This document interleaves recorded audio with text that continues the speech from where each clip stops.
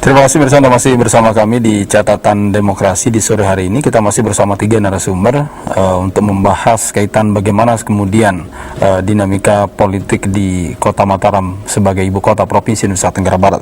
Saya ingin kembali ke Bunda Seri. Kalau tadi kita sempat terputus, Bunda, bagaimana kemudian dari hasil katakanlah turun ke lapangan selama ini menjaring aspirasi masyarakat di tengah pandemi seperti saat ini tentu tidak mudah. Apa kira-kira aspirasi ataupun yang mampu ditangkap oleh paket salam sendiri dan kemudian nanti itu menjadi salah satu masukan atau menjadi salah satu janji ataupun program ke depannya? Kami memang sering menyerap aspirasi dari bawah, dari masyarakat, terutama yang ibu rumah tangga. Yang suaminya banyak yang kena PHK, ada juga yang dirumahkan, UMKM juga banyak yang menangis, mereka tidak bisa menjual barang-barangnya, bagaimana cara memasarkan, dan juga mereka butuh modal. Yang nomor satu itu adalah modal. Oke, begitu kita fokus ke UMKM dulu, Bunda. Ya. Di UMKM sendiri, kalau kita lihat kan di Kota Mataram itu ada sekitar, kalau tidak salah 57 ribuan lah, 57 ribu lebih lah UMKM yang ada di Kota Mataram. Tentu ini kan sebagai salah satu aset sebenarnya yang dimiliki oleh Kota Mataram. Berbeda kalau kemudian kita berbicara tentang krisis di 98, UMKM itu menjadi ujung tombak dari perekonomian bangsa. Tetapi saat ini tentu UMKM terkena dampaknya. Bagaimana kemudian treatment khusus dari paket salam ke depan untuk agar UMKM ini tetap survive di tengah krisis ataupun di tengah guncangan ekonomi seperti apapun itu? Seharusnya kita pemerintah itu belajar dari kejadian lama bahwa dalam krisis saja UMKM itu paling kuat. Ya. Nah, kemarin ada JPS itu, seharusnya kita pemerintah memanfaatkan mereka, ya, memanfaatkan UMKM yang ada di Kota Mataram. Nah, sayangnya mereka pemerintah mengabaikan itu. Jadi seperti tidak peka terhadap kondisi COVID. Oleh karena itu kami juga menjalankan kalau kumpul-kumpul dengan UMKM bagaimana cara memasarkan. Nah, itulah yang kami mengajarkan melalui digitalisasi. Ya. Platform digitalisasi juga kami berikan pelatihan bagaimana cara menggunakan gadget untuk menjual produk. Tapi masalahnya banyak produk yang belum ada standarisasinya, belum ada PIRT-nya, belum ada label halalnya. Seharusnya itu dulu yang diutamakan, baru bisa kita menjual. Artinya kalau belum ada itu, bagaimana paket salam ingin memposisi mereka? Daya saingnya lemah jadinya. Nah, salah satunya tuh memang standarisasi itu harus diangkat. Nah, besok kalau kami jadi, itu kami berikan gratis tuh standarisasi. Ya, untuk UMKM. Artinya lebih cepat begitu. Oh iya, harus. Ada advokasi khusus yang apalagi wakilnya Bunda itu seorang ketua MUI, label halal, ya. Nah, itu kita berikan gratis untuk UMKM yang ada Kota Mataram. Ya, juga dibantu dengan permodalan buat mereka. Karena nomor satu jadi persoalan memang modal. Nah, mau krisis mau nggak krisis tetap modal menjadi masalah utama. Modal. Nah, kalau modal ya kami bilang komitmen itu harus dipegang. Ya, kalau komitmen dipegang, akhirnya apa tidak kena dengan yang namanya bank subuh, bank nyengkeng, sama kan itu yang bergeliat. Oke. Ya, nah oleh karena itu UMKM di pasar tradisional juga begitu. Mereka terjerat dengan yang itu bank subuh, bank nyengkeng. Nah, itulah nanti kalau paket salam terpilih, kita akan jadikan program unggulan untuk mereka. Yang mana? UMKM khusus? Untuk UMKM itu kan masuk UMKM itu. Karena modalnya kecil, ya. Kalau digitalisasi, kan kita tahu Bunda, COVID-19 ini mengubah kehidupan kita. Dari yang awalnya kita manual, konvensional menjadi digitalisasi. Kalau di Kota Mataram, bayangan banyak orang mungkin tidak terlalu sulit untuk melakukan digitalisasi karena bagaimanapun juga Kota Mataram ini menjadi pusat atau ibu kota dari Provinsi Nusa Tenggara Barat. Sama nggak apa yang didapatkan oleh Bunda yang ada di lapangan, atau mungkin sama saja di daerah-daerah lain sama ke kasusnya di Kota Mataram? Sama. Itu yang memang kita harus kumpulkan, jadikan marketplace untuk mereka, marketplace yang mandiri. Jangan ditumpangkan dengan marketplace yang sudah ada. Biar punya Kota Mataram marketplace sendiri. Jadinya ada tempatnya bernaung untuk UMKM ini.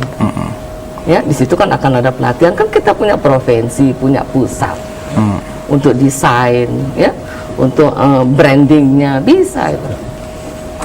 Sejauh ini, apakah karena ketidakmengertian atau ketidakingin-tahuan yang besar dari para UMKM kita untuk memajukan dirinya, atau seperti apa sebenarnya, atau kurangnya perhatian yang dirasakan oleh UMKM? Ya, ini kurang pembinaan saja. Kurang pembinaan. Pembinaannya yang belum masif kepada mereka. Ya, jangan makanya UMKM itu ada pilih kasih. Kita pemerintah harus hadir kepada semua UMKM. Database-nya itu harus lengkap. Tidak punya database. Dan jangan nanti memberikan bantuan kepada like and dislike saja. Nggak boleh begitu. Pemimpin itu harus hadir kepada mereka. Ini orang kecil UMKM. Yang dilihat selama ini masih ada like and dislike? Iya. Kasus JPS saja mereka tidak tertampung. Kenapa beli pabrikan kalau UMKM kita ada? Dan itu miris. Mereka semua mengadu. Sampai mengatakan bahwa ini bundanya UMKM. Ayo, akhirnya apa? Kami kalau ada tamu, ada acara, belinya ke UMKM. Online saja. Kita lihat sering turun juga cari-cari jajanan lokal. Iya, memang harus begitu. Kalau bukan kita, siapa lagi? Ya, kan harus kita. Apalagi seorang ibu. Kalau bapak-bapak kan terima saja di meja. Yang beli kan ibu. Nah, nanti kita tanya apakah mereka hanya senang menerima ya atau kan? Kalau bapak-bapak terima di meja, ini Pak, udah jadi. Yang beli siapa? Ibu. Yeah. Nah, itu kalau pemerhati UMKM itu harus begitu. Ya. Apalagi kita punya ada cerorot, ada kelepon, makanan tradisional kita kan luar biasa. Ada serabi. Serabi bilang Itu enak. Bunda senang makan itu ya? Iya, seneng. Yang masih hangat, nah itu enak, teman kopi. Iya. Nah, kopinya kopi Lombok juga. Saya ingin mencoba memastikan apa yang disampaikan oleh Bunda itu, apakah laki-laki itu hanya senang di atas meja ataukah memang bagaimana ini, Mi? Melihat ya konteks kita berbicara tentang UMKM lah di Kota Mataram. Mami Makmur sebagai salah satu mantan birokrat di Kota Mataram, sebagai Panglima ASN malah di Kota Mataram. Wali kota. Ya. Wali kota. Wali kota ASN. Wali kota ASN. Panglima lah, Panglima ASN. Karena kalau Anda menang nanti baru bisa disebut wali kota. Bagaimana sendiri kalau tadi ada Bunda seperti menyampaikan bahwa ini kurangnya pembinaan sebenarnya, kurangnya perhatian dari pemerintah terhadap UMKM ini, karena tentu yang salah satu yang sangat berdampak di musim pandemi ini adalah UMKM kita. Berbeda seperti yang disampaikan tadi, tahun krisis 98 itu justru mereka menjadi penyelamat ekonomi. Kalau sekarang hampir semua rata terdampak. Makasih Pak. Kalau saya sih melihatnya begini, yang namanya dampak COVID-19 ini itu seluruh dunia, bukan hanya kita, ya. Dan dampaknya luar biasa, terutama kepada pemutusan hubungan kerja, ya, kehilangan mata pencarian, kehilangan pendapatan, bertambahnya jumlah kemiskinan. Makanya kami lihat bukannya sekarang ya, karena kami ini kalau jadi kan sekitar bulan Februari baru dilantik, Februari Maret kan, maka kami sudah mempunyai sebuah visi, misi dan 5 ikhtiar. Salah satu ikhtiar kami yang terkait dengan UMKM ini adalah pertama, meningkatkan kesejahteraan masyarakat melalui 2 instrumen. Yang pertama adalah Prokes. Prokes ini adalah program kesehatan, ekonomi, dan sosial. Jadi kami menjamin bidang kesehatan, bidang ekonomi, dan pendidikan. Kenapa? Karena inilah yang menentukan IPM kita. Prokes ini diperuntukkan pertama untuk mereka yang betul-betul rentan dan kelompok yang kurang beruntung. Kita tahu di Mataram ini, dari 124.000 KK atau 427.000 penduduk ya, 42.000 itu adalah termasuk data BDT yang merupakan mereka yang hampir miskin dan miskin. Atau berapa persen? Kalau angka kemiskinan kan sekitar 10% ya, kalau naik. Tetapi ketika yang dari 42.000 KK ini yang memperoleh BPJS itu adalah 21.000 KK. Ini yang ditangani oleh pemerintah. Mereka lah yang kemudian yang mendapat JPS, PKH, BLT, gitu kan? Nah, sisanya 21.000 KK ini yang kemarin ketika COVID seluruhnya diberikan, tetapi sesungguhnya mereka belum punya BPJS. Oleh karena itu, kartu Prokes, saya lupa bawa ini, kartu Prokes ini sekarang menjadi sebuah gagasan kami untuk mengatasi mereka-mereka yang belum memiliki BPJS. Pertama, Prokes, program kesehatan, ekonomi dan sosial. ekonomi dan sosial. Jadi bidang kesehatan, prokes ini akan menyelesaikan masalah BPJS. Mereka yang belum punya BPJS akan diberikan BPJS. Kenapa tidak dibuat, apa bedanya prokes dengan BPJS? Kedua, sudah saya sampaikan tadi, jumlah penduduk kita 124.000 kakak. Oke. 42.000 kakak adalah termasuk BDT, basis data terpadu, yang merupakan penduduk yang miskin dan hampir miskin atau kurang beruntung. Tetapi yang baru memperoleh BPJS dari pemerintah resmi adalah 21.000 kakak. Oke. Berarti 21.000 kakak ini belum mendapat BPJS. Ya. Ketika mereka sakit, kalau tidak mampu, mereka menggunakan surat miskin untuk rujukan.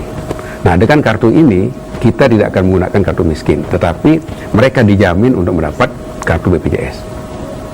Ya, yang pertama. Dijaminnya apakah dengan dibuatkan kartu BPJS-nya atau cukup menggunakan kartu itu menunjukkan bahwa dia Ini dasar untuk buat kartu BPJS. Kartu Dasar. BPJS kan Departemen Kesehatan. Ya. artinya pengganti keterangan itulah. Iya.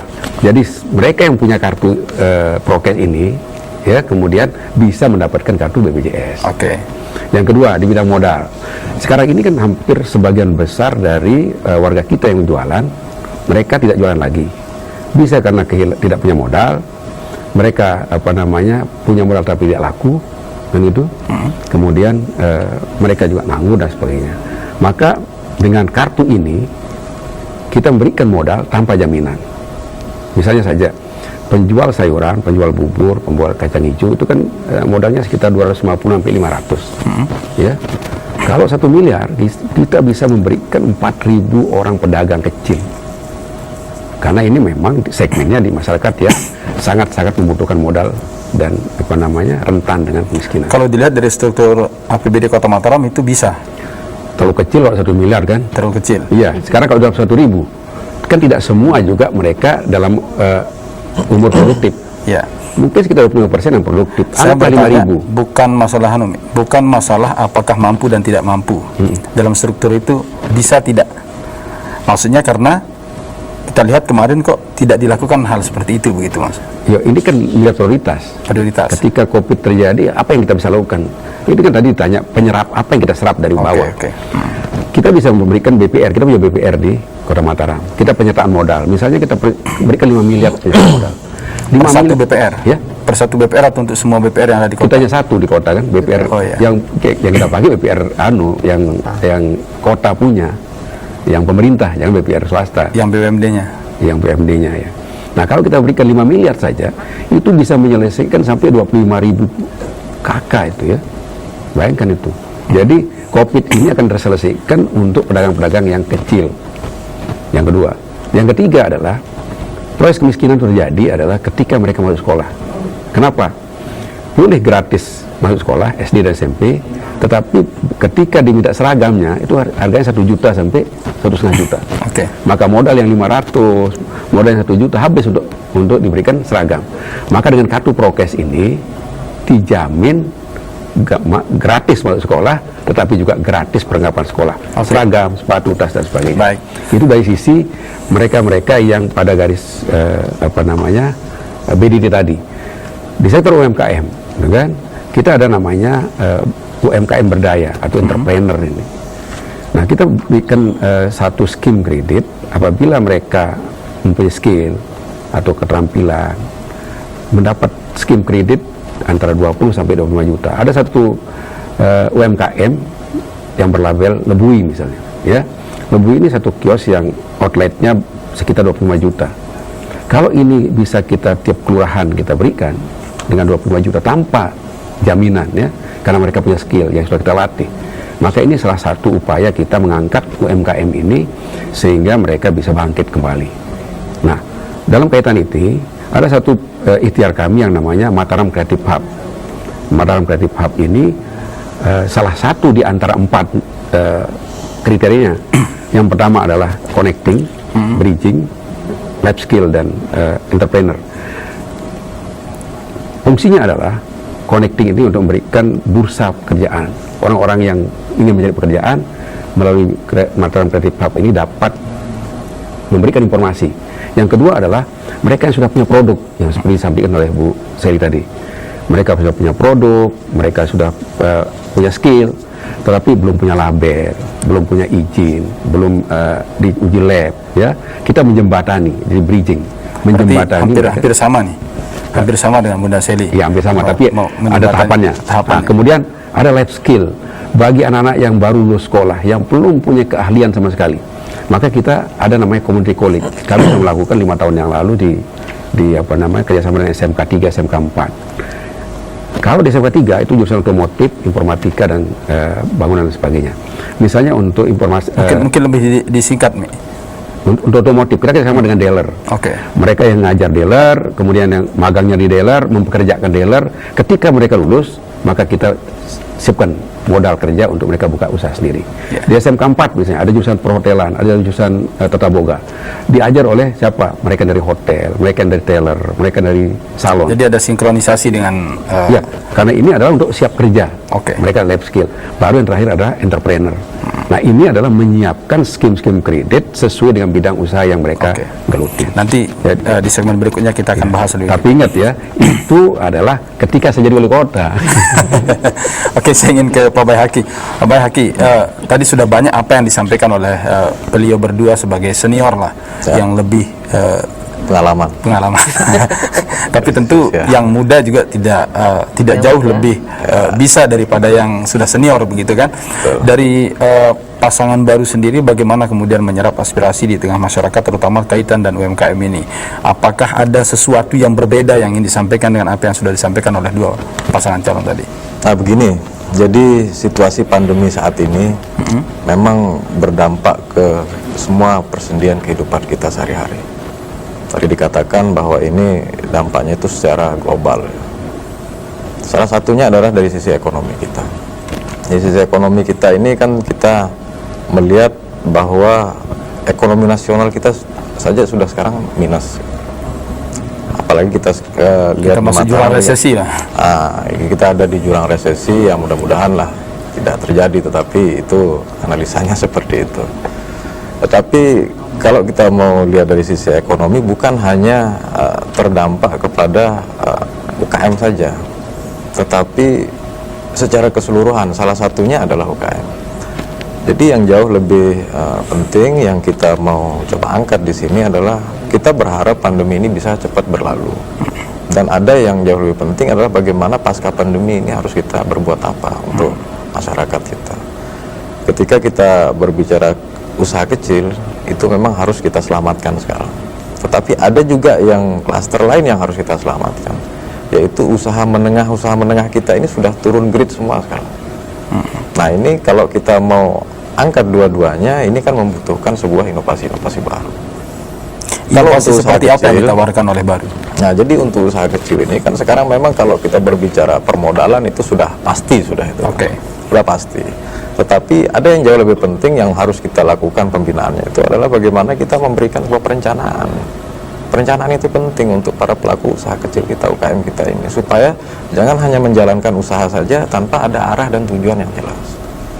Perencanaan ini penting untuk kita berikan kepada mereka supaya berjalan sesuai dengan arah yang bisa diharapkan. Artinya lebih kepada manajemennya. Manajemennya.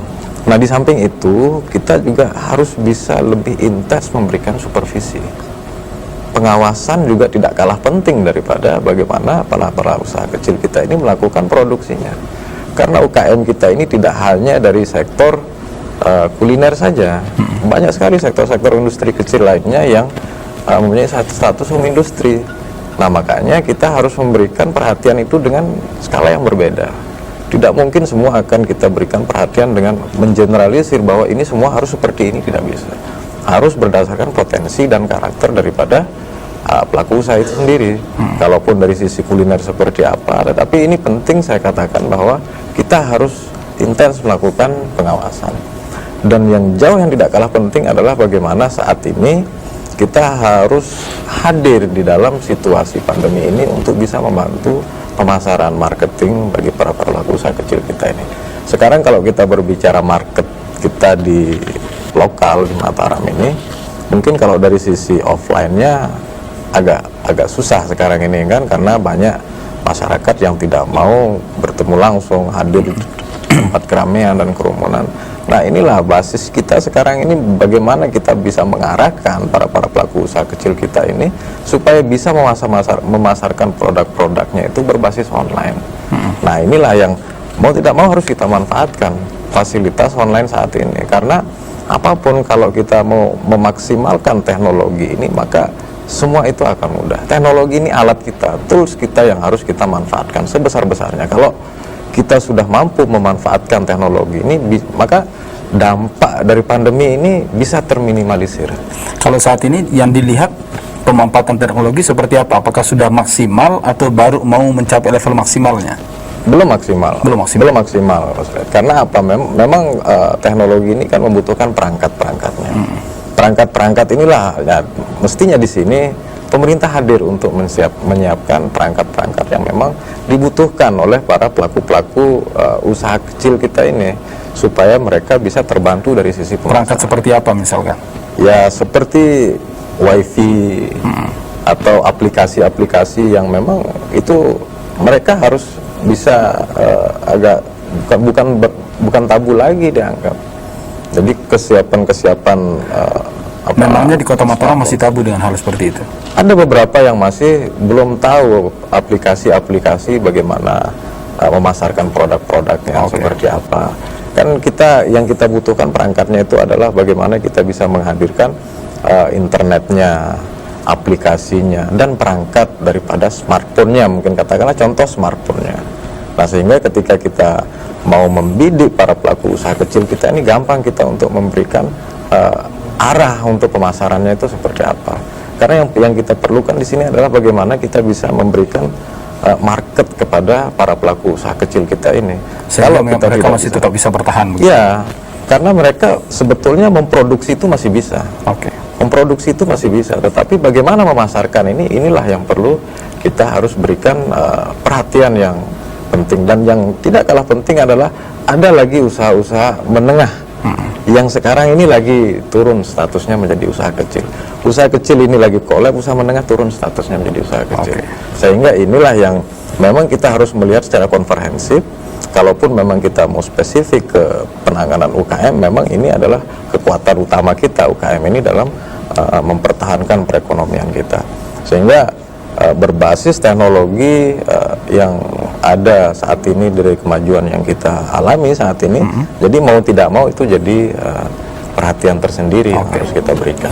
Baik, pemirsa, tidak kalah pentingnya juga sebenarnya di musim pandemi ini bahwa terjadinya PHK, pemutusan hubungan kerja yang terjadi kepada para karyawan, karena mungkin para pengusaha-pengusaha juga sudah tidak mampu membayar gaji karyawannya. Langkah ini yang nanti di segmen berikutnya akan kita bahas, bagaimana solusi dari calon bertiga ini untuk kemudian bisa mengatasi gelombang PHK ini, sehingga masyarakat juga meskipun di PHK ada hal-hal baru yang mereka temukan atau ada pekerjaan-pekerjaan baru yang mungkin mereka bisa lakukan. Kita akan saksikan apa komentar calon bertiga ini setelah usai jeda pariwara berikut ini.